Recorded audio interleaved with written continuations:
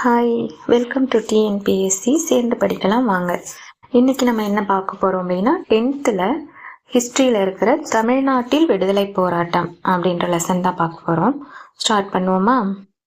அறிமுகம். காலனி ஆட்சியை எதிர்ப்பதில் தமிழ்நாடு தான் முன்னோடியாக திகழ்ந்தது நம்ம எல்லாருக்குமே தெரியும். அதே மாதிரி 18ஆம் நூற்றாண்டில் கடைசி பகுதியில் பாளையக்காரர்கள் தான் ஆங்கிலேயர்களை முதலாக எதிர்த்து நின்று போராட்டத்தை ஆரம்பிக்கிறாங்க. பாளையக்காரர்கள் தோல்விக்கு அப்புறம் என்னாச்சுன்னா 1806 வேலூர் கோட்டையில் இந்திய வீரர்களும் அதிகாரிகளும் ஒரு எழுச்சியை திட்டமிட்டு நடத்தினர். அப்புரட்சி தென்னிந்தியாவின் பல இராணுவ முகாம்களிலும் எதிரொலித்தது. அதுக்கப்புறம் என்னாச்சு, மேற்கத்திய கல்வி அறிமுகம் மற்றும் இறுதியில் தோன்றிய படித்த இந்திய நடுத்தர வர்க்கத்தின் தோற்றம் ஆகியவை இந்தியாவை எதிரான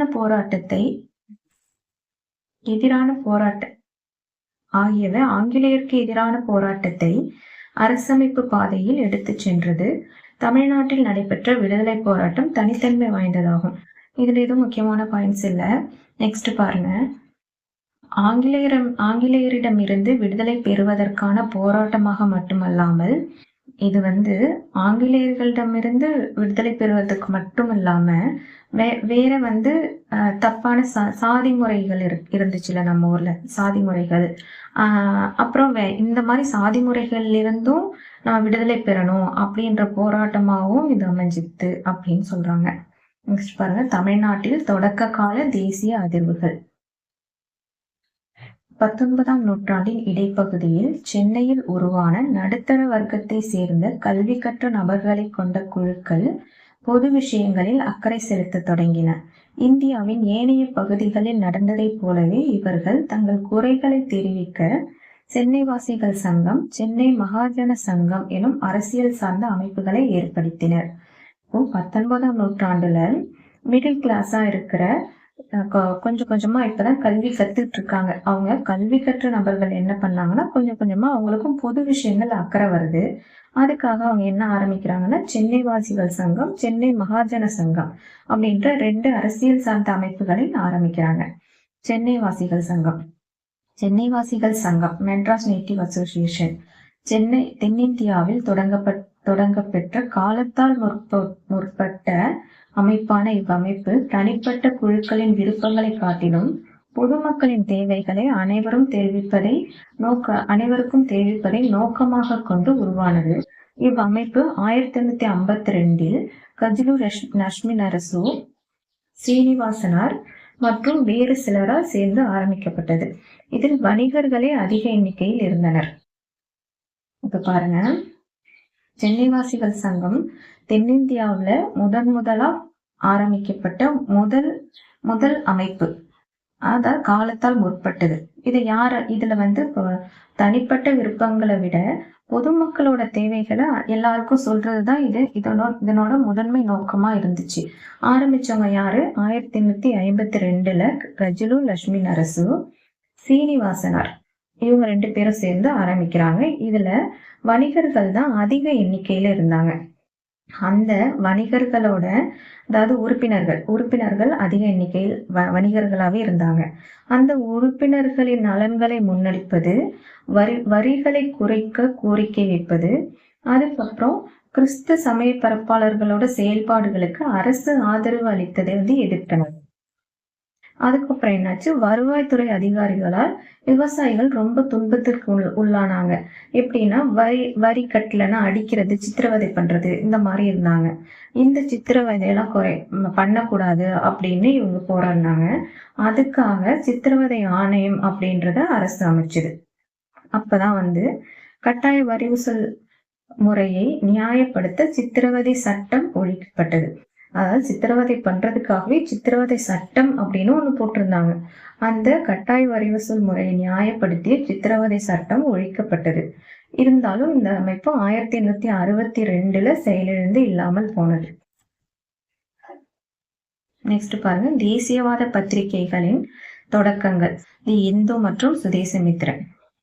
அதாவது 1877 டி. முத்துசாமி அப்படின்றவரை சென்னை உயர்நீதிமன்றத்தில் முதல் இந்திய நீதிபதியாக அரசு அறிவித்தது. அதை எதிர்த்து பல பத்திரிகைகள் பயங்கரமா விமர்சனம் பண்ணாங்க.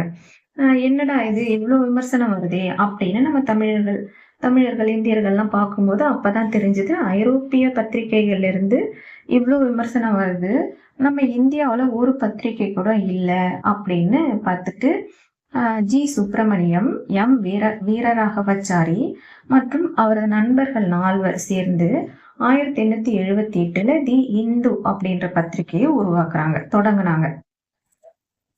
அதுக்கப்புறம் என்னாச்சு அப்படின்னா இந்த பத்திரிகை தேசிய பிரச்சாரத்திற்கான கருவியானது.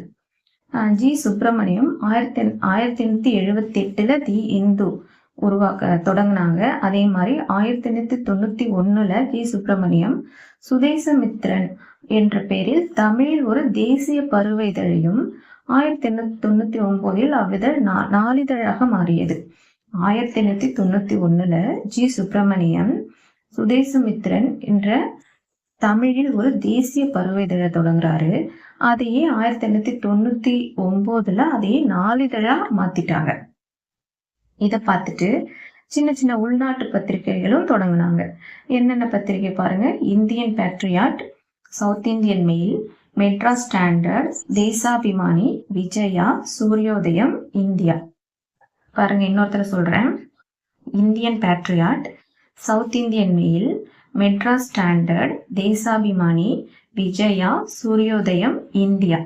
நெக்ஸ்ட் பாருங்க, சென்னை மகாஜன சபை. தெளிவான தேசிய நோக்கங்களுடன் துவங்கப்பெற்ற தொடக்க கால அமைப்பு சென்னை மகாஜன சபை. தெளிவான தேசிய நோக்கங்களுடன் துவங்கப்பெற்ற தொடக்க கால அமைப்பு சென்னை மகாஜன சபை 1884 மே 16 1884 மே 16 எம் வீரராகவச்சாரி, பி ஆனந்தச்சார்லு, பி ரங்கையா இந்த 3 பேரால ஆரம்பிக்கப்பட்டது. 1884 மே 16 எம் வீரராகவச்சாரி, பி ஆனந்தச்சார்லு, பி ரங்கையா இந்த 3 பேரால ஆரம்பிச்சாங்க. இதுல தலைவரா பி ரங்கையா இருந்தாரு, செயலாளரா பி ஆனந்தச்சார்லு. தலைவர் பி ரங்கையா, செயலாளரா பி ஆனந்தச்சார்லு இருந்தாரு. இவங்கெல்லாம் என்ன பண்ணாங்க அப்படின்னா, தனிப்பட்ட விதத்தில் அரை கூட்டங்கள் நடத்தியும் பொது பிரச்சனைகள் குறித்து விவாதித்தனர். அதாவது கூட்டங்கள் நடத்தி பொது பிரச்சனைகளை விவாதிச்சாங்க. அதுக்கப்புறம் அதை அரசாங்கத்திற்கு தெரியப்படுத்துவதே சென்னை மகாஜன சபையின் நோக்கமாக இருந்தது. அறக்கூட்டங்கள் நடத்தி மக்களிடையே என்னென்ன பிரச்சனைகள் இருக்கு அப்படின்றத தெரிஞ்சுக்கிட்டு அதை அரசாங்கத்திட்ட சொன்னதுதான் அதோட முக்கிய நோக்கமா இருந்துச்சு. அதுக்கப்புறம் இதே மாதிரி அவங்க சில கோரிக்கைகள் வச்சாங்க. என்னன்னு பாத்தீங்கன்னா, குடிமை பணிகளுக்கான தேர்வுகள் இங்கிலாந்திலும் இந்தியாவிலும் ஒரே சமயத்துல நடக்கணும். அதாவது குடிமை பணிகளுக்கான தேர்வுகள் இங்கிலாந்திலும் இந்தியாவிலும் ஒரே சமயத்தில் நடத்தப்பட வேண்டும். அப்புறம் லண்டனில் உள்ள இந்தியன் கவுன்சிலை மூடுவது, வரிகளை குறைப்பது, இராணுவத்துக்காக செலவு பண்ற செலவுகளை கம்மி பண்ணுங்க அப்படின்னு 4 கோரிக்கைகள். தேர்வுகள் இந்தியாவிலும் இங்கிலாந்திலும் ஒரே நேரத்துல நடக்கிறது, லண்டனில் உள்ள இந்திய கவுன்சிலை மூடுவது, வரிகளை குறைப்பது, இராணுவ குடியியல் நிர்வாக செலவுகளை குறைப்பது. இதுல இருக்கிற பல கோரிக்கைகள் 1855 உருவாக்கப்பட்ட காங்கிரஸ் கட்சியோட கோரிக்கைகளா மாறின. அதாவது இந்த கோரிக்கைகள் அதுக்கப்புறம் 1885 உருவாக்கப்பட்ட காங்கிரஸ் கட்சியோட கோரிக்கையாவே ஆயின. இங்க பாருங்க, தமிழ்நாட்டின் முக்கிய தொடக்க கால மிதவாத தேசியவாதிகள். தொடக்க கால தேசியவாதிகள் அரசமைப்பு வழிமுறைகளின் மீது நம்பிக்கை கொண்டிருந்தனர். அரை கூட்டங்கள் நடத்துவதும் பிரச்சனைகள் குறித்து ஆங்கிலத்தில் கலந்துரையாடுவதும் அவர்களின் செயல்பாடுகளாக இருந்தன. தங்கள் கண்ணோட்டங்களை பெருந்தன்மை வாய்ந்த மொழிநடையில் வேண்டுகோள்களாகவும் மனு செய்தல், இறைஞ்சுதல், குறிப்பாணைகள் மூலமாக அரசுக்கு அவர்கள் சமர்ப்பிப்பது அரசு அமைத்த பல விசாரணை குழுக்களில் காண முடிகிறது.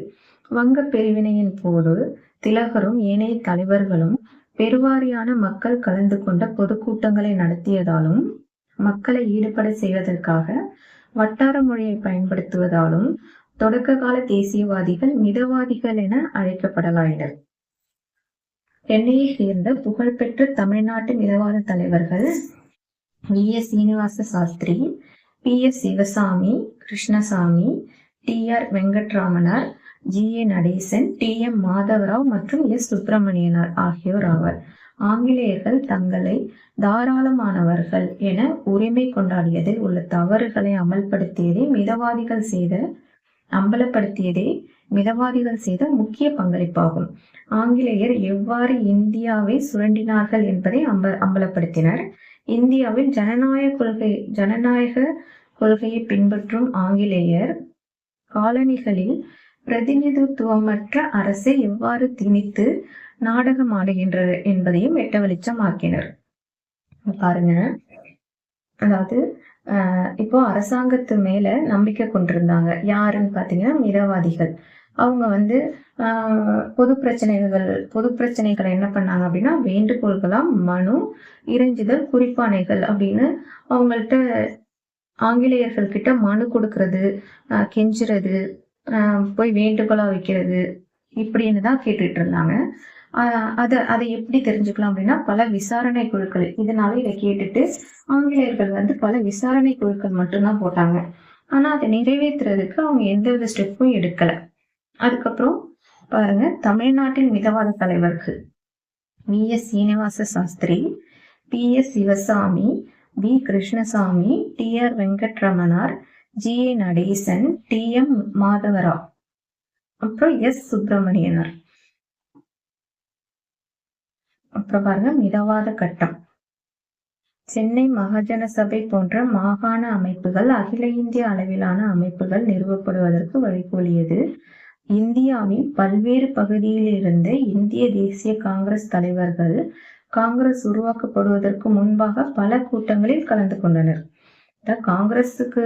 காங்கிரஸ் கட்சி தொடங்குறதுக்கு முன்னாடியே காங்கிரஸ்ல இருக்கிற தலைவர்கள் பல கூட்டங்களை நடத்தினாங்களாம். அதே மாதிரி 1884 டிசம்பர்ல பிரம்மஞான சபையிலையும் ஒரு கூட்டம் கூடியது. அதுல யார் யார் கலந்துகிட்டாங்க? தாதாபாய் நவ்ரோஜி, கே.டி. தெலாங், சுரேந்திரநாத் பானர்ஜி. அப்புறம் சென்னையிலிருந்து G. Subramaniam, P. Rangaiah, P. Anandacharlu, இவங்கெல்லாம் கலந்துட்டாங்க. யார் யாருன்னு பாருங்க, 1884 டிசம்பர்ல பிரம்மஞான சபையில ஒரு கூட்டம் கூடியது. அதுல யார் யார் கலந்துக்கிட்டாங்க? தாதாபாய் நவ்ரோஜி, கே.டி. தெலாங், சுரேந்திரநாத் பானர்ஜி, சென்னையிலிருந்து C. Subramaniam, P. Rangaiah, P. Anandacharlu, இவங்கெல்லாம் கலந்துக்கிட்டாங்க. காங்கிரஸோட முதல் கூட்டம் 1885 பம்பாயில நடந்துச்சு. இதுல 72 பேர் கலந்துக்கிட்டாங்க. அதுல 22 பேர் சென்னையை சேர்ந்தவங்க. இதுல ஜி. சுப்பிரமணியம் தனது எழுத்துக்களின் மூலமாக தேசியத்தை முன்னெடுத்தவர் ஆவார். தனது எழுத்துக்களின் மூலமாக தேசியத்தை முன்னெடுத்தவர் யாரு அப்படின்னு கேட்பாங்க. ஜி. சுப்பிரமணியம். பொருளாதார ரீதியாக ஆங்கிலேயர்கள் இந்தியாவை சுரண்டுறாங்க அப்படின்றத தாதாபாய் நவ்ரோஜி மாதிரியே தாதாபாய் நவ்ரோஜி, கோகலே ஆகியோருக்கு இணையாக யார் இதை வெளிக்கொண்டு வந்தது அப்படின்னு பாத்தீங்கன்னா ஜி. சுப்பிரமணியம். பாருங்க, 2வது மாநாடு 1884 கல்கத்தாவில் நடந்துச்சு. அதுக்கு தலைவரா யாரு இருந்தாங்க? தாதாபாய் நவ்ரோஜி. 3வது மாநாடுக்கு தலைவரா இருந்தவர் பத்ருதீன் தியாப்ஜி. 1887 சென்னையில நடந்துச்சு. 1000 லைட்ஸ்ன்னு சொல்றாங்க. இப்போ இருக்கிற 1000 லைட்ஸ்ல நடந்துச்சு. இதுக்கு முன்னாடி மக்கீஸ் தோட்டம் அப்படின்னு அது அழைச்சாங்க. மக்கீஸ் தோட்டத்துல 607 பேர் கலந்துக்கிட்டாங்க. அதுல 362 பேரு சென்னையை சேர்ந்தவங்க. 607 பேரு, அதுல 362 பேரு சென்னையை சேர்ந்தவங்க. நெக்ஸ்ட் பாருங்க, சென்னை மாகாணம், அதாவது சென்னை மாகாணம் எந்தெந்த பகுதியெல்லாம் உள்ளடக்கி இருந்துச்சு அப்போ அப்படின்னு பாத்தீங்கன்னா, இன்றைய ஆந்திர பிரதேசத்தின் பெரும் பகுதிகளையும், கடற்கரை மாவட்டங்கள் மற்றும் ராயல்சீமா, கர்நாடகாவையும், பெங்களூர், பெல்லாரி, தெற்கு கனரா, அப்புறம் கேரளாவையும் மற்றும் ஒடிசாவின் கஞ்சம் சில பகுதியையும் உள்ளடக்கியாக இருந்தது. ஆந்திர பிரதேஷ், கர்நாடகா, கேரளா, ஒடிசா இந்த 4 ஸ்டேட்ஸையும் உள்ளடக்கி இருந்துச்சாம் மெட்ராஸ். அப்போ சுதேசி இயக்கம். வங்க பிரிவினை 1905 சுதேசி இயக்கத்திற்கு இட்டு சென்றது. வங்காளம், பஞ்சாப், மகாராஷ்டிராவில பல தலைவர்கள் தோன்றினார்கள். தமிழ்நாட்டின் எதிர்வினை வ.உ.சி., வி. சர்க்கரையார், சுப்பிரமணிய பாரதி, சுரேந்திரநாத் ஆரியார் ஆகியோர் தமிழ்நாட்டை சேர்ந்து சிறந்த தலைவர்கள் ஆவார். யார் யாருன்னு பாருங்க. வ.உ.சி., சர்க்கரையார், சுப்பிரமணிய பாரதி, சுரேந்திரநாத் ஆரியா இவர்கள்லாம் தமிழ்நாட்டை சேர்ந்த சிறந்த தலைவர்கள். இவங்க பல பொதுக்கூட்டங்கள் நடத்தினாங்க. இவங்க என்ன பண்ணாங்க புதுசா அப்படின்னு பாத்தீங்கன்னா, தமிழ் பயன்படுத்தப்பட்டது. அதாவது தன்னோட மொழியில ஒரு விஷயத்தை கேட்கும்போது மக்களுக்கு பயங்கரமா உணர்ச்சி வசப்பட்டாங்க. அதே மாதிரி நாட்டுப்பற்று உணர்வுகளை தூண்டுற விதமா அவங்க நல்லா பேசினாங்க. அதே மாதிரி சுப்பிரமணிய பாரதியோட தேசபக்தி பாடல்களும் மிக முக்கியமானவையாகும். சுப்பிரமணிய பாரதியின் தேசபக்தி பாடல்கள் மிக முக்கியமானவையா இருந்துச்சு. சுதேசமித்திரன், இந்தியா ஆகிய 2 முக்கிய இதழ்களாகும். இந்த கருத்துக்களை பரப்புறதுக்கு 2 இதழ்கள் தொடங்கினாங்க. என்னன்னு பாத்தீங்கன்னா, சுதேசமித்திரன், இந்தியா. பிபின் சந்திரபால் சென்னையில் சுற்றுப்பயணம் மேற்கொண்ட போது ஆற்றிய சொற்பொழிவுகள் இளைஞர்களை கவர்ந்தன. பிபின் சந்திரபால் சென்னையில சொற்பொழிவு ஒன்று நடத்தினாரு. அதை பார்த்து பல இளைஞர்களும் அவரால் கவரப்பட்டார். மாணவர்களும் இளைஞர்களும் பெருமளவில் பங்கேற்றனர். இதுல சுதேசி இயக்கத்துல மாணவர்களும் இளைஞர்களும் பெருமளவில் பங்கேற்றனர். நெக்ஸ்ட் பாருங்க, சுதேசி நீராவி கப்பல் நிறுவனம். தூத்துக்குடியில வ.உ.சி. என்ன பண்ணார்? சுதேசி நீராவி கப்பல் நிறுவனம் ஒன்றை ஆரம்பிச்சாரு. அதுல காலியா மற்றும் லாவோ அப்படின்னு 2 கப்பல்களை வாங்கினாரு. இந்த 2 கப்பல் பேரு சொல்லுங்க. காலியா மற்றும் லாவோ என 2 கப்பல்களை விலைக்கு வாங்கி தூத்துக்குடியும் கொழும்புக்கும் இடையே அதை ஓட்டினாரு. அதை ஓட்டிட்டு இருந்தாரு. ஆனா இது ஐரோப்பிய கம்பெனிக்கு பிடிக்காததுனால பல சதிகளால இது தோல்வியில போய் முடிஞ்சது. நெக்ஸ்ட் பாருங்க, திருநெல்வேலி எழுச்சி. திருநெல்வேலியிலும் தூத்துக்குடியிலும் நூற்பாலை தொழிலாளர்களை அணிதிரட்டுவதில் வ.உ.சி. சுப்பிரமணிய சிவாவின் தோளோடு தோள் நின்றார். திருநெல்வேலியில தூத்துக்குடியில நூற்பாலை தொழிலாளர்களை அணிதிரட்டுவதில் வ.உ.சி. சுப்பிரமணிய சிவாவின் தோளோடு தோள் நின்றார். இவர் 1908 ஐரோப்பியருக்கு சொந்தமான கோரல் நூற்பாலையில் நடைபெற்ற வேலை நிறுத்தத்திற்கு தலைமையேற்றார். 1908 கோரல் நூற்பாலையில் நடந்த வேலை நிறுத்தத்திற்கு சுப்பிரமணிய சிவா தலைமையேற்று நடத்தினார். அந்த நேரத்துல பிபின் சந்திரபாலும் விடுதலை செய்யப்படுறாரு. அந்த விடுதலையை கொண்டாடணும் அப்படின்றதுக்காக ஒரு பொதுக்கூட்டம் ஏற்பாடு செய்யணும் அப்படின்னு சொல்லிட்டு வ.உ.சியும் சுப்பிரமணிய சிவாவும் கலந்து ஒரு பிளான் பண்றாங்க. அதை தெரிஞ்சுக்கிட்டு ஆங்கிலேயர்கள் அவங்கள கைது செஞ்சிடறாங்க. இவங்க 2 பேரும் அரசு துரோக குற்றம் சாட்டப்பட்டு கடுங்காவல் தண்டனையில இவங்க 2 பேரும் வைக்கப்படுறாங்க. இப்போ வ.உ.சிக்கு 2 ஆயுள் தண்டனைகள் வழங்கப்பட்டன. 2 ஆயுள் தண்டனைகள் வழங்கினாங்க. அதுக்கப்புறம் இவங்களை 2 பேரும் கைது செஞ்சதுனால திருநெல்வேலியில பயங்கர பிரச்சனை வருது, கலகம் வெடிக்குது. அதுல என்ன பண்றாங்க அப்படின்னா, காவல் நிலையம், நீதிமன்றம், நகராட்சி அலுவலகங்கள்லாம் நெருப்பு வச்சு கொளுத்துறாங்க. அங்க நடந்த துப்பாக்கி சூட்டுல 4 பேர் கொல்லப்படுறாங்க. இதுல சிறையில வ.உ.சி. ரொம்ப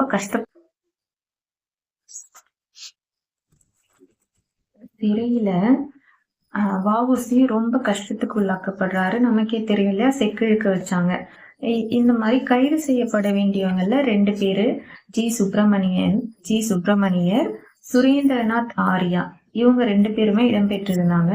சிறை தண்டனை தவிர்ப்பதற்காக சுப்பிரமணிய பாரதி என்ன பண்றாருன்னா, பிரெஞ்சுக்காரர்களோட இடமான பாண்டிச்சேரிக்கு தப்பிச்சு போயிட்டாரு. இதே மாதிரி இவர் பாரதிய பார்த்துட்டு அரவிந்த கோஷ், வி.வி. சுப்பிரமணியனார் இவங்க 2 பேருமே சேர்ந்து பாண்டிச்சேரிக்கு இவங்களும் போயிடுறாங்க. ஃபர்ஸ்ட் பாரதி போறாரு. அவரை பார்த்துட்டு அரவிந்த கோஷ், வி.வி. சுப்பிரமணியனார் இவங்க 2 பேரும் சேர்ந்து பாண்டிச்சேரிக்கு போயிடுறாங்க. நெக்ஸ்ட் பாருங்க, தமிழ்நாட்டில் புரட்சிகர தேசியவாதிகளின் செயல்பாடுகள். ஏனைய இடங்களில் நடந்ததை போலவே சுதேசி இயக்கம் இளைஞர்களுக்கு எழுச்சூட்டியது. தலைவர்கள் இல்லாத சூழலில் அவர்கள் புரட்சிகர பாதையை நோக்கி திரும்பினர். இளைஞர்களுக்கு நல்ல எழுச்சியூட்டியதான். ஆனா அவங்கள வழி நடத்துறதுக்கு நல்ல தலைவர்கள் இல்லாததுனால இவங்க புரட்சிகர பாதையை நோக்கி திரும்பினர். புரட்சிகர தேசியவாதிகளுக்கு பாண்டிச்சேரி பாதுகாப்பான புகலிடமாயிற்று. புரட்சிகர தேசியவாதிகளுக்கு பாண்டிச்சேரி பாதுகாப்பான புகலிடமாயிற்று. தமிழ்நாட்டை சேர்ந்த இப்புரட்சிகர தேசியவாதிகள் பலருக்கு புரட்சிகர நடவடிக்கைகள் குறித்த அறிமுகமும் பயிற்சியும் லண்டனில் இருந்த இந்தியா ஹவுஸ் என்ற இடத்திலும் பாரிஸிலும் வழங்கப்பட்டது. இவங்க எல்லாருக்கும் பாதுகாப்பான இடமா எது மாறியது? பாண்டிச்சேரி. அதே மாதிரி இந்த புரட்சிகரமான இளைஞர்களுக்கு எங்கெல்லாம் பயிற்சி வழங்கப்பட்டதுன்னு பாருங்க. லண்டனில் இருந்த இந்தியா ஹவுஸ் அப்படின்ற இடத்திலும் பாரிஸிலும் வழங்கப்பட்டது. அவர்களில் முக்கியமானவர்கள் MPT ஆச்சாரியார், BV சுப்பிரமணியார் மற்றும் TSS ராஜன். இந்த பயிற்சி பெற்றவங்கள்ல முக்கியமானவங்க MPT Acharya, BV Subramaniyanar, TSS Rajan. இவங்க புரட்சிகரமான நூல்களையும் பாண்டிச்சேரி வழியா சென்னைக்கு விநியோகம் செஞ்சாங்க. புரட்சிவாத செய்தித்தாள்களான இந்தியா, விஜயா, சூரியோதயம் ஆகியன பாண்டிச்சேரியில் இருந்து வெளிவந்தன. சில புரட்சிவாத செய்தித்தாள்களும் பாரதியின் பாடல்களும் அரசுக்கு எதிரானதென தடை செய்யப்பட்டன. பாண்டிச்சேரியிலிருந்து புரட்சிகரமான நூல்களும் வெளியிட்டாங்க. அதே மாதிரி இந்தியா, விஜயா, சூரியோதயம் ஆகிய பத்திரிகைகளும் வெளிவந்தன. அதுல பாரதியோட பாடல்கள் அரசுக்கு எதிரா இருக்கு அப்படின்னு சொல்லிட்டு அவரோட படைப்புகள் எல்லாம் தடை செஞ்சாங்க. யாரு? ஆங்கிலேயர்கள். இப்போ 1910 அரவிந்த கோஷ், BV சுப்பிரமணியார் ஆகியோரின் வருகைக்கு பின்னர் பாண்டிச்சேரியில புரட்சிகரமான நடவடிக்கைகள் தீவிரமடைந்தன. யாரோட வருகைக்கு அப்புறம் பாருங்க, 1910 அரவிந்த கோஷ் மற்றும் BV சுப்பிரமணியனாரோட வருகைக்கு அப்புறம் பாண்டிச்சேரியில் நடக்கிற புரட்சிகர நடவடிக்கைகள் இன்னும் அதிகமா ஆரம்பிச்சாங்க. இப்ப பாருங்க, ஆஷ்கொலை. 1904 நீலகண்ட பிரம்மச்சாரியும் வேறு சிலரும் பாரத மாதா சங்கம் எனும் ரகசிய அமைப்பை உருவாக்கினர். 1904 நீலகண்ட பிரம்மச்சாரி பாரத மாதா சங்கம் அப்படின்ற அமைப்பை உருவாக்குறாரு. ஆங்கில அதிகாரிகளை கொல்றது மூலமா நாட்டுப்பற்று உணர்வு அதிகமாகும் அப்படின்றதுதான் இந்த அமைப்போட நோக்கமா இருந்துச்சு. அதுல செங்கோட்டையை சேர்ந்த செங்கோட்டையை சேர்ந்த வாஞ்சிநாதன் இந்த அமைப்பால கவரப்படுறாரு. 1911 ஜூன் 17 திருநெல்வேலி மாவட்ட ஆட்சியரான Robert WD Ashe 1911 June 17 Tirunelveli கலெக்டரா இருக்கிற ராபர்ட் ஆஷ மணியாச்சி ரயில் நிலையத்துல வச்சு வாஞ்சிநாதன் துப்பாக்கியால சுட்டுறாரு.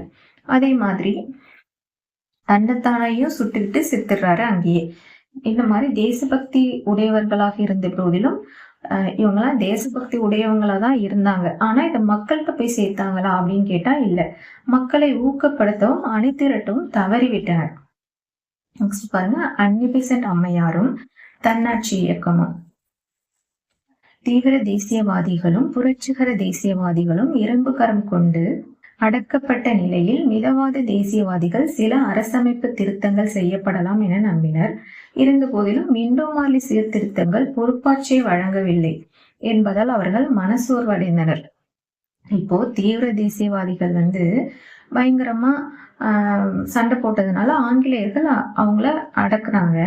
அதை பார்த்துட்டு மிதவாத தேசியவாதிகள் என்ன பண்ணாங்கன்னா, அப்போ நமக்கு சாதகமா ஏதாவது பண்ணுவாங்க அப்படின்னு நினைச்சாங்க. ஆனா அவங்க என்ன பண்ணாங்க, மிண்டோமார்லி சீர்திருத்தங்கள் பொறுப்பாட்சியை வழங்கவில்லை அப்படின்றதுனால மிதவாதிகள் ரொம்ப மனசோர்வடைஞ்சாங்க. இதன் பின்னரும் கூட மேலும் சில சீர்திருத்தங்களை பெறலாம் என்ற நம்பிக்கையில் காங்கிரஸ் ஆங்கிலேயரின் போர் முயற்சிகளுக்கு ஆதரவு நல்கியது. அப்போ இவ்வாறு தேசிய இயக்கம் தளர்வுற்று இருந்த நிலையில் பிரம்மஞான சபையின் தலைவரும் அயர்லாந்து பெண்மணியுமான அன்னி பெசன்ட் அயர்லாந்தின் தன்னாட்சி அமைப்புகளை அடியொற்றி தன்னாட்சி இயக்கத்தை முன்மொழிந்தார். இந்த மாதிரி தேசிய இயக்கம்லாம் கொஞ்சம் லோவா இருக்கிற டைம்ல பிரம்மஞான சபையின் தலைவர் மற்றும் அயர்லாந்து பெண்மணியான அன்னி பெசன்ட் என்ன பண்றாங்கன்னா, அயர்லாந்துல தன்னாட்சி அமைப்பு இருக்கிற மாதிரியே இந்தியாவிலேயும் நம்ம ஒண்ணு ஆரம்பிக்கலாம் அப்படின்னு சொல்றாங்க. அதே மாதிரி 1916 தன்னாட்சி இயக்கத்தையும் தொடங்குறாங்க. அதாவது ஹோம் ரூல் லீக் 1916 தன்னாட்சி இயக்கத்தை தொடங்குறாங்க. அவங்களுக்கு யார் யார் துணையா இருந்தாங்க அப்படின்னு பாத்தீங்கன்னா, G S. Arundale, B P. Wadia, C P. Ramaswamy. இந்த 3 பேரும் பாருங்க, G S. Arundale, B P. Wadia, C P. Ramaswamy. இவங்கெல்லாம் அன்னி பெசன்ட்க்கு துணையா இருக்காங்க. இவங்க 2 பத்திரிகை ஆரம்பிக்கிறாங்க, நியூ இந்தியா மற்றும் காமன்வெல்த். எதுக்கு அப்படின்னா, தன்னோட திட்டத்தை மக்களுக்கு கொண்டு சேர்க்கணும் அப்படின்றதுக்காக ரெண்டு பத்திரிகை ஆரம்பிக்கிறாங்க. நியூ இந்தியா, காமன்வெல்த் அப்படின்ற 2 பத்திரிகை ஆரம்பிக்கிறாங்க. இவங்க ஒரு வாசகம் சொல்லியிருக்காங்க பாருங்க, அதிநவீன வசதிகளுடன் கூடிய ரயிலில் அடிமைகளாக இருப்பதை விட சுதந்திரத்துடன் கூடிய மாட்டு வண்டியே சிறந்தது அப்படின்னு சொல்றாங்க. அதிநவீன வசதிகளுடன் கூடிய ரயிலில் அடிமைகளாக இருப்பதை விட சுதந்திரத்துடன் கூடிய மாட்டு வண்டியே சிறந்தது என கூறினார். 1910 பத்திரிகை சட்டத்தின்படி 1910 பத்திரிகையின் சட்டத்தின்படி இவங்களோட நியூஸ் பேப்பருக்கு பிணைய நிறைய தொகையை கட்டினார். பிணை தொகைனா பெனால்டி. நிறைய தொகையை கட்டுற மாதிரி ஆங்கிலேயர்கள் பண்ணாங்க. நெக்ஸ்ட் 2 புக் எழுதியிருக்காங்க பாருங்க. விடுதலை பெற இந்தியா எப்படி துயருற்றது, how India wrought for freedom, India ஒரு தேசம், இந்தியா எ நேஷன் அப்படின்னு 2 புத்தகத்தை எழுதியிருக்காங்க. இந்த இயக்கத்துல நிறைய மாணவர்களும் சேர்ந்துக்கிட்டாங்க. இதுல பயிற்சி வகுப்புகளும் நிறைய அளிச்சாங்க. இந்த பயிற்சி பெற்ற மாணவர்கள்லாம் தான் லாஸ்டா சாரணர் இயக்க குழுக்களாகும், ஸ்கவுட்ஸ்னு சொல்லுவாங்கல்ல, சாரணர் இயக்க குழுக்களாகவும் தொண்டர் குழுக்களாகவும் மாற்றப்பட்டனர். பொது மேடைகளில் பேசுவதும் எந்த ஒரு அரசியல் நடவடிக்கையில் ஈடுபடுவதும் தடை செய்யப்பட்டிருந்தது. இவங்க அன்னி பெசன்ட்டுக்கு அரசியல் நடவடிக்கை மற்றும் பொது மேடைகளில் பேசவும் தடை விதிச்சிருந்தாங்க. 1917 காங்கிரஸ் மாநாட்டிற்கு அன்னி பெசன்ட் தலைவராக தேர்ந்தெடுக்கப்பட்டார். எப்போன்னு பாருங்க, 1917 காங்கிரஸ் மாநாட்டிற்கு தலைவராக தேர்வு செய்யப்பட்டார். தன்னாட்சி இயக்கத்தில் உறுப்பினர்களாக இருந்த பி.பி. வாடியா போன்றோர் தொழிற்சங்கங்களை உருவாக்கி தொழிலாளர் வர்க்கத்தை அணிதிரட்டுவதில் முக்கிய பங்கேற்றினார். பி.பி. வாடியா என்ன பண்றாரு அப்படின்னா, தொழிற்சங்கங்களை நிறைய உருவாக்கி தொழிலாளர்கள் எல்லாம் கூப்பிட்டு அவங்களுக்கு தேசபக்திய கொடுக்கறதுல இவரு முக்கிய பங்காற்றினார் அப்படின்றாங்க. இவங்க என்ன பண்றாங்க, இதனால என்ன ஆகுது அப்படின்னு பாத்தீங்கன்னா, அந்த தொழிலாளர்களோட நிலையும் மேம்படுத்துறாங்க. அதே மாதிரி விடுதலை போராட்டத்தின் பகுதியாக மாற்றுவதிலும் வெற்றி பெற்றனர். அவங்களோட நிலைகளை மேம்படுத்தியதோடு அல்லாமல் தொழிலாளர்களை விடுதலை போராட்டத்தின் பகுதியாக மாற்றுவதிலும் வெற்றி பெற்றனர். இருந்த போதிலும் காந்தியடிகள் தேசிய தலைவராக எழுச்சி பெற்ற நிலையில் அன்னி பெசன்ட்டுக்கும் தன்னாட்சி இயக்கங்களும் ஒளிமங்கின. அதுக்கப்புறம் காந்திஜி வராரு. காந்திஜி வந்ததுக்கு அப்புறம் எல்லாரும் பார்வையும் அவரு பக்கம் போகுது. இப்ப அன்னி பெசன்ட்டும் தன்னாட்சி இயக்கமும் கொஞ்சம் கொஞ்சமா கம்மியாகி இல்லாமலே போனது. அதுக்கப்புறம் பாருங்க, பிராமணர் அல்லாதோர் இயக்கமும் காங்கிரஸ்க்கு சவாலும். கல்வியறிவு பெற்ற பிராமணர் அல்லாதோரின் எண்ணிக்கை அதிகமானது. முன்னாடி எல்லாம் வெறும் பிராமணர்கள் மட்டும்தான் படிச்சுட்டு இருந்தாங்க. இப்போ கொஞ்சம் கொஞ்சமா அந்த நிலை மாறி என்ன ஆகுதுன்னா, பிராமணர் அல்லாதோர் கல்வி பெற்றவங்களும் அதிகமாகறாங்க. ஆனா கல்வியில மட்டும்தான் அவங்க அதிகமாகறாங்களே தவிர அரசியல்ல, வேலை வாய்ப்புல, வேற கவர்மெண்ட் இன்ஸ்டிடியூட்ல எதுலயும் இவங்களோட பங்கெடுப்பு எதுவுமே இல்லை. அங்க எல்லாருமே பிராமணர்கள் தான் அதிகமா இருந்தாங்க.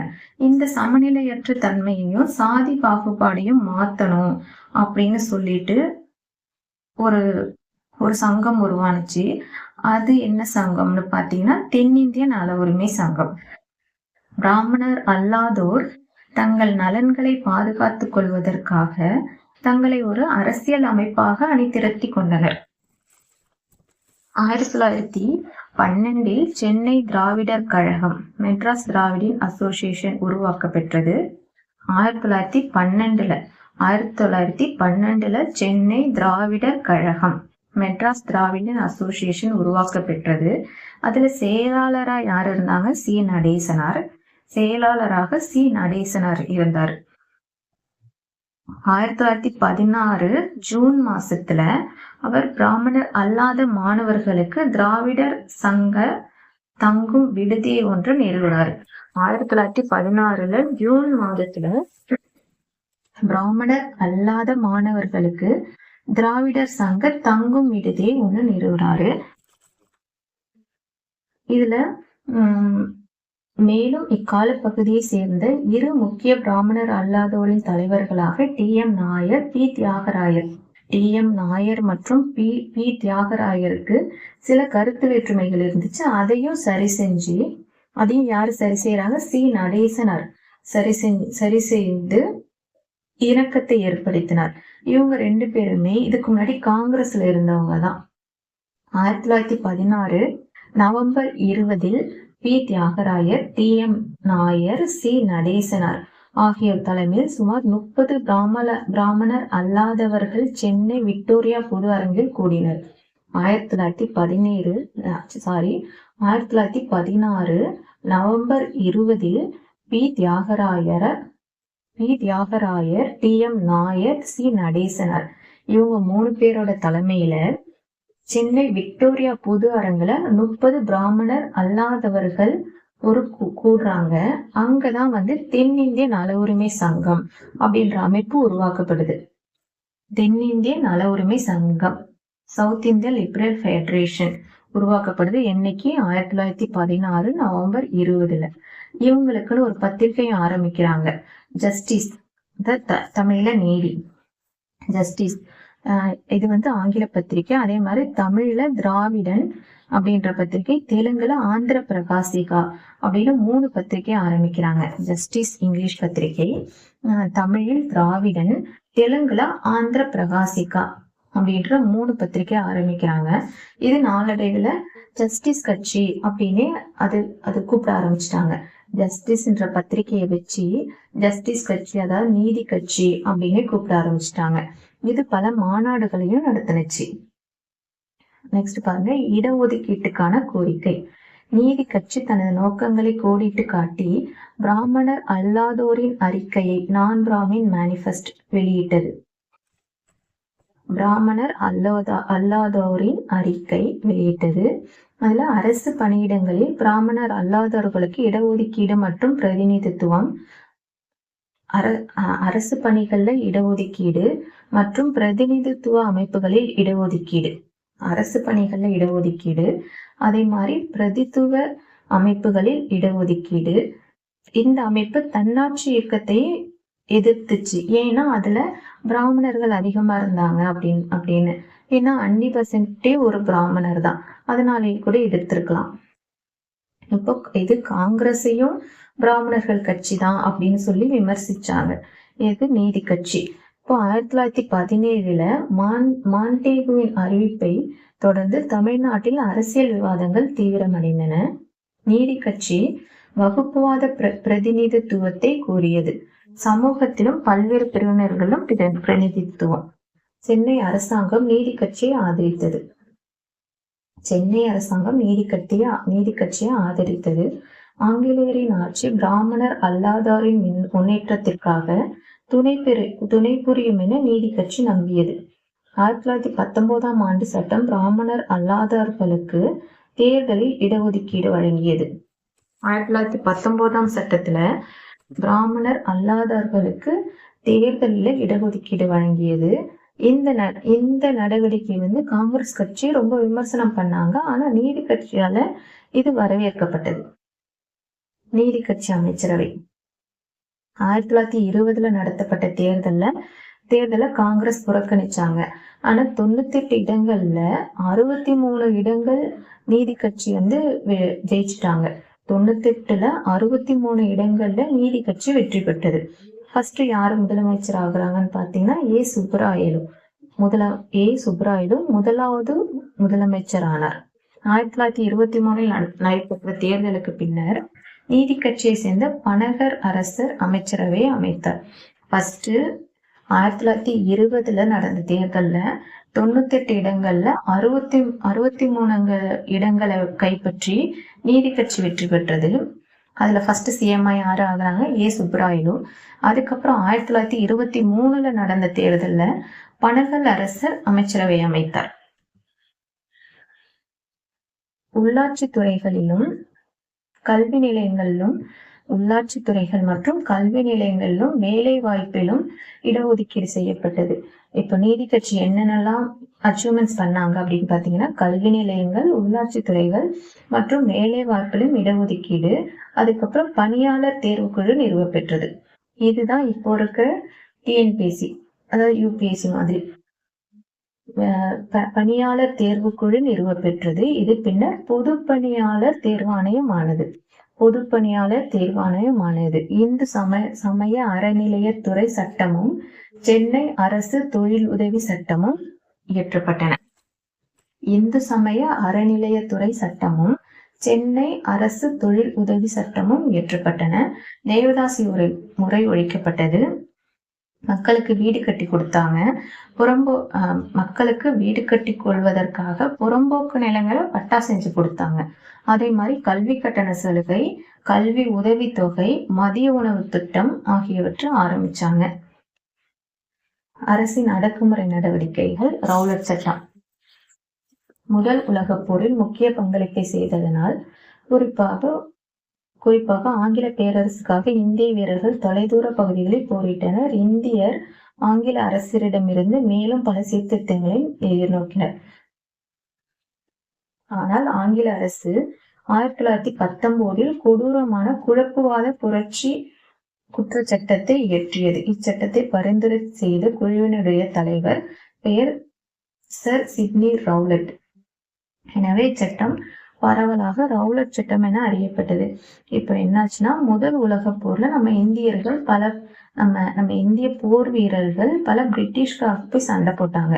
அதனால இப்ப இவங்க எல்லாம் என்ன நினைச்சுட்டாங்க, இந்தியர்கள் நம்ம போய் இவ்வளவு சண்டை போட்டிருக்கோம், நமக்காக நிறைய ஆங்கிலேயர்கள் நல்ல சீர்திருத்தங்கள்லாம் கொடுப்பாங்க அப்படின்னு சொல்லி எதிர்பார்த்தாங்க. ஆனா ஆங்கிலேயர்கள் என்ன கொடுத்தாங்க? 1919 ஒரு கொடூரமான சட்டத்தை நிறைவேற்றினாங்க. அந்த சட்டத்துக்கு பேர் தான் ரவுலட் சட்டம். அந்த குழுவுக்கு தலைவரா இருந்த ஒரு பேர் தான் சர் சிட்னி ரவுலட். அதனாலதான் இந்த சட்டத்துக்கு ரவுலட் சட்டம் அப்படின்னு பேர் வந்துச்சு. இந்த சட்டத்துல என்ன அப்படின்னா, யார வேணாலும் பயங்கரவாதி அப்படின்னு சொல்லி சிறையில அடைக்கலாம். இவங்களுக்கு விசாரணை எல்லாம் கிடையாது. சும்மா போயிட்டு இருந்தவங்களை கூட கூப்பிட்டு சிறையில அடைக்கலாம். இப்போ இதனை கண்டு இந்தியர்கள் திகிலடைந்தனர்.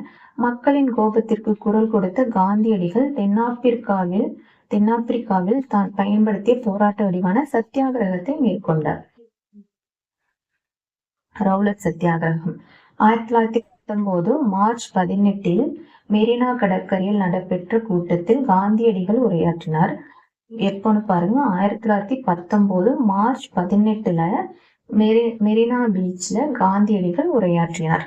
1919 ஏப்ரல் 6 கருப்பு சட்டம் அப்படின்னு இந்த சட்டத்தை சொன்னாங்க.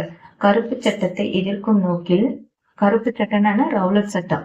1919 ஏப்ரல் 6 கருப்பு சட்டத்தை எதிர்க்கும் நோக்கில் கடையெடுப்பும் வேலை நிறுத்தங்களும் நடத்தப்பட்டன. காந்தியடிகள் 1919 மார்ச் 18 மெரினா பீச்ல உரையாற்றினார். அதே மாதிரி 1919 ஏப்ரல் 6 இந்த ரவுலட் சட்டத்தை எதிர்க்கும் வகையில் கடையெடுப்புகளும் வேலை நிறுத்தங்களும் நடத்தப்பட்டன. இது பல நாள் முழுவதும் உண்ணாவிரதமும் பிரார்த்தனைகளும் மேற்கொள்ளப்பட்டன. சென்னை சத்தியாகிரக சபை என்ற அமைப்பு நிறுவப்பட்டது. அதே நாள்ல பாருங்க, சென்னை சத்தியாகிரக சபை அப்படின்ற அமைப்பும் நிறுவப்பட்டது. இதுல ராஜாஜி, கஸ்தூரி ரங்கர், சத்யமூர்த்தி, ஜார்ஜ் ஜோசப் ஆகியோர் கூட்டத்தில் உரை நிகழ்த்தினர். ராஜாஜி, கஸ்தூரி ரங்கர், சத்யமூர்த்தி, ஜார்ஜ் ஜோசப் ஆகியோர் இந்த கூட்டத்தில் உரை நிகழ்த்தினர். தொழிலாளர்களுக்காக தனியா ஒருத்தர் வேலை செஞ்சார். அவரு யாரு அப்படின்னு பாத்தீங்கன்னா, வி கல்யாண சுந்தரம், திருவிகா, பிபி வாடியா, வஉசி. தொழிலாளர்களுக்கான தனியாக ஒரு கூட்டம் நடத்தினாங்க. அதில் யார் யார்? திருவிகா, பிபி வாடியா, வஉசி இவங்க 3 பேரும் உரையாற்றினாங்க. சென்னை சத்தியாகிரக சபையில் யார் யார் உரையாற்றினாங்க பாருங்க. ராஜாஜி, கஸ்தூரி Rangar, S Sathyamoorthy, George Joseph இவங்கெல்லாம் உரையாற்றினாங்க. இதே மாதிரி தொழிலாளர்களுக்காக தனியாக நடத்தப்பட்ட கூட்டத்தில் திருவிகா, பிபி வாடியா, வஉசி இவங்கெல்லாம் உரையாற்றினாங்க. இதில் இந்த ரவுலட் சட்ட எதிர்ப்பில் தொழிலாளர்கள், மாணவர்கள், பெண்கள் அப்படின்னு பாகுபாடு இல்லாமல் எல்லாருமே கலந்துக்கிட்டாங்களாம். நெக்ஸ்ட் பாருங்க, கிலாஃபத் இயக்கம். ஜாலியன் வாலாபாக் படுகொலையை தொடர்ந்து அதற்கு காரணமான ஜெனரல் டயர் அனைத்து குற்றச்சாட்டுகளில் இருந்து விடுவிக்கப்பட்டதோடு அல்லாமல் பரிசுகளும் வெகுமதியும் வழங்கப்பட்டன. அதுக்கப்புறம் என்னாச்சுன்னா, துருக்கியோட கலிஃபா அவமரியாதை செய்யப்பட்டதுடன் அவரோட அதிகாரங்களும் பறிக்கப்பட்டன. இந்த கலிஃபாவோட பதவியை திரும்பவும் மீட்கணும் அப்படின்றதுக்காக ஒரு இயக்கம் தொடங்கினாங்க. அந்த இயக்கத்தின் பேர் தான் கிலாஃபத் இயக்கம்.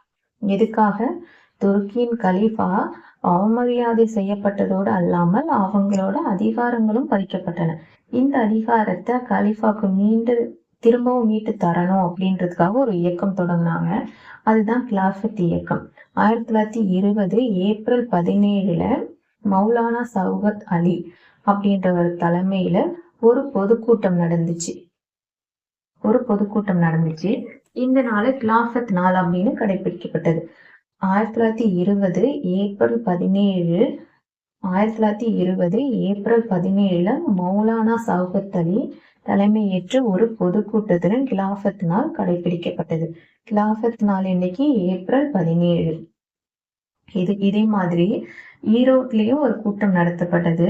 ஆனா வாணியம்பாடி கிலாஃபத் எழுச்சி நடவடிக்கை முக்கிய மையமாக திகழ்ந்தது. கிலாஃபத் எழுச்சி நடவடிக்கைகளில் முக்கிய மையம் எது? வாணியம்பாடி. அதே மாதிரி எங்கேயும் கூட்டம் நடைபெற்றிருக்கு, ஈரோட்டிலையும் கூட்டம் நடைபெற்றது. ஓகே, இப்போவே ஒரு 40 மினிட்ஸ் ஆயிடுச்சு. நம்ம நெக்ஸ்ட் வீடியோவில் பார்ப்போம். பாய், தேங்க்யூ. எல்லாரும் நல்லா படிங்க.